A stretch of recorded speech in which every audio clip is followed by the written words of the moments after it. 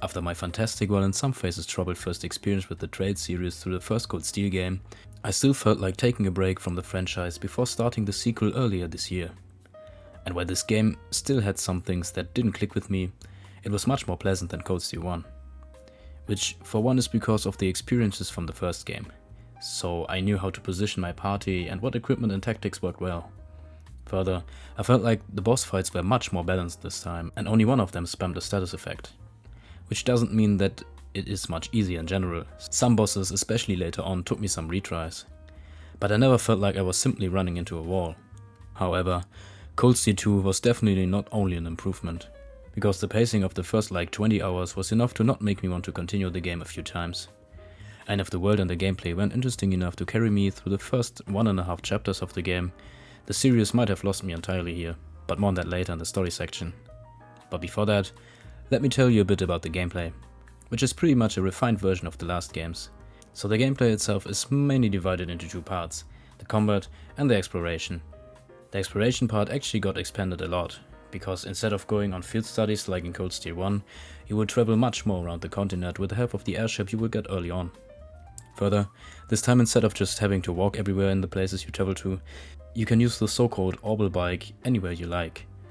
Otherwise, the game's progression is not that differently structured from its predecessor. You mainly get a bunch of optional and essential tasks to complete before advancing in the main story. And I must say, while I'm not a fan of the character models in this and the first game, that is definitely not true for the art style in general. Because while the budgets and the number of employees with 65 as of 2024 are relatively low, and the graphics are somewhat limited, the team behind Trails of Cold Steel 2 really has a talent for crafting impressive architecture and sceneries. Anyway, the much bigger aspect of the gameplay is the actual combat, that will almost every time be a part of anything you do in this game. Also, the combat itself can be divided into multiple parts again. For one, if you fight inside a dungeon or somewhere on the overworld, and the other way being if you and your party members take part in a fight, or if you use Velimar the Ashen Knight to fight against other mechs. The difference between the dungeon crawling and overworld battles is quite simple. On the overworld, you most of the time fight enemies to get from point A to point B, often inside missions. And because a lot of roads are quite linear, the structure and feeling are not so different from the dungeons overall. In the dungeons, you will fight enemies and solve your occasional riddle to reach deeper levels that get progressively challenging with a much stronger final boss fight at the end. Now to the difference between mech and regular combat, the differences are not that huge either. Because instead of having 2 squads with your own consisting of up to 4 members taking turns in battle, you can choose one of your allies to aid Reen in battle while he is inside the Ashen Knight, and that's about it. Also, besides the impressive design of the Panzer Soldiers and other mechs, the animations in battle are lacking in quality compared to regular combat.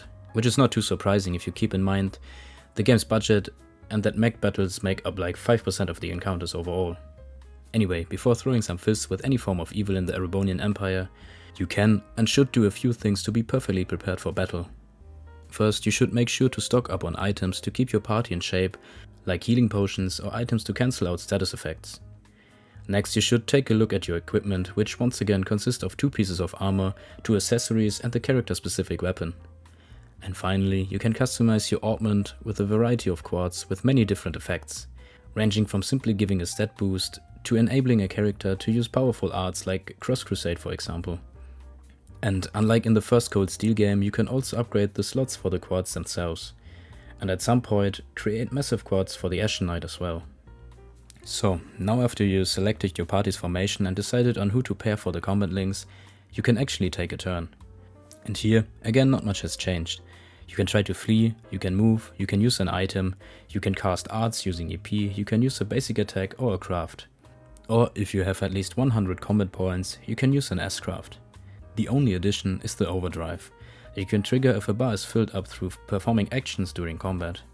That, if you use it, lets 2 linked up characters perform 2 actions in a row without being interrupted and refills their health, EP and combat points a bit.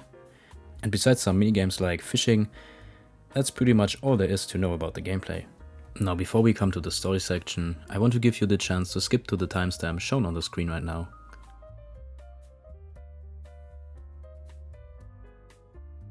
With that out of the way, the story of Trails of Cold Steel 2 begins just 1 month after the shocking ending of the first game. The Erebonian Empire is in the grip of civil war. Noble factions, led by Duke Cayenne, and backed by the Imperial Army's provincial forces, have risen against the reformist faction loyal to Chancellor Osborne. In the middle of this chaos stands Reen Schwarzer, the protagonist who has just survived the destruction of Trista and the fall of Thor's military academy. Reen awakens in the mountains near his hometown of Ymir, saved by Valimar, the Divine Knight.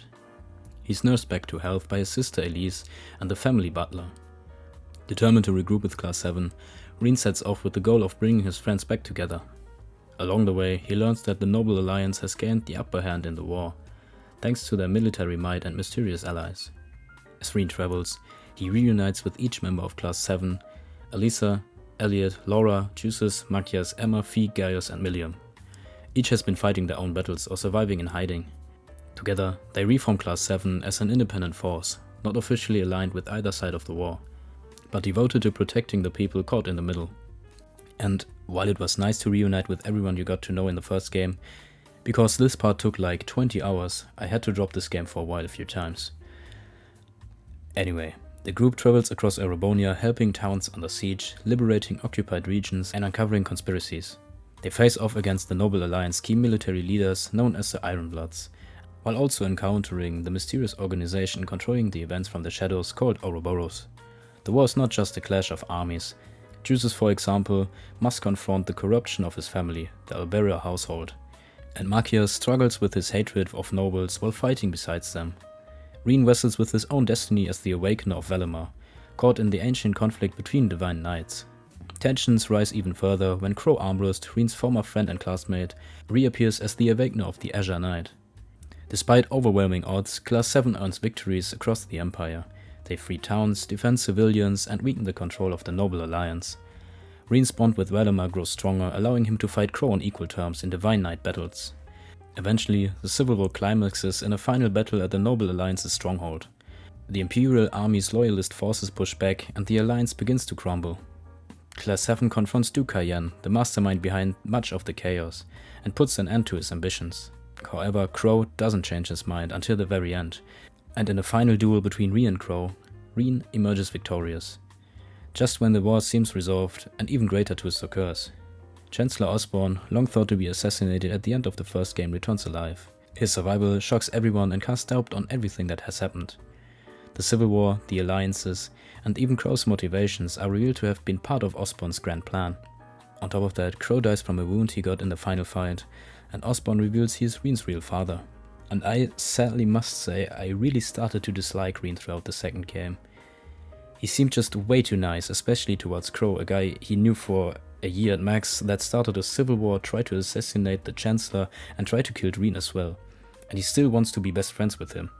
On top of that, he does some weird things like holding ridiculously swollen speeches all the time and giving head pats to his classmates. And this seems to only be a problem of Reen so far, as other protagonists are also heroes without it seeming pretentious.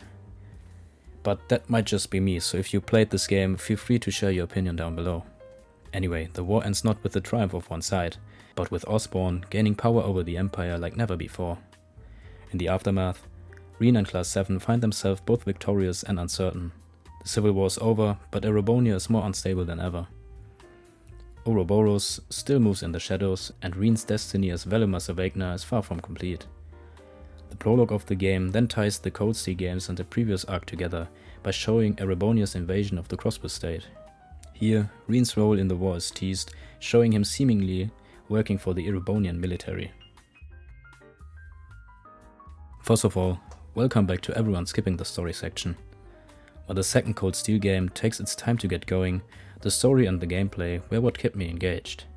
On top of that, despite its limitation, the game managed to make me stop to admire its sceneries and especially the architecture more than once.